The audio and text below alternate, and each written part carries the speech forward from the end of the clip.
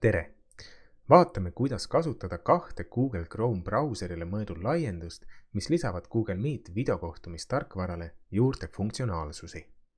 Esimene neist kannab nimetust Grid View ning selle abil on meil võimalik näha kõiki videokohtumisel osalejaid korraga ekraani peal.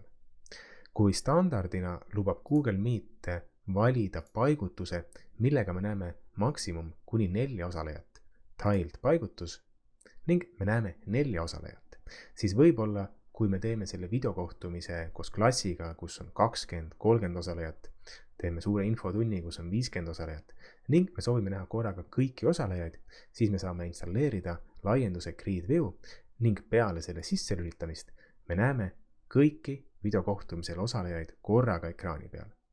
Lisaks on meil ka mõned valikud, nagu näiteks, et rakendus meile näitaks ainult osalejad, kellel on kaamera sisse lülitatud, rääkija ümber parasjagu tehakse selline paksem jäme joon, et me näeme, kes neist osalistest räägib.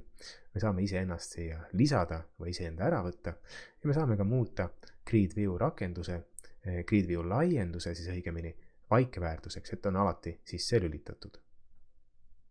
Teise laiendusena tahaksin teile tutvustada laiendust nimega Node. Oma põhifunktsionaalsustelt lubab ta käe tõstmist ja erinevate emotikonide jätmist, näiteks pöial ülesse. Mida nüüd aga selle laienduse juures tuleb kindlasti tähele panna on see, et tema praktiliseks kasutamiseks peaks ta olema installeeritud kõigil kohtumisel osalejatest. Sest kui mina tõstan käe, siis seda näevad ainult need, kellel samuti see sama laiendus on installeeritud.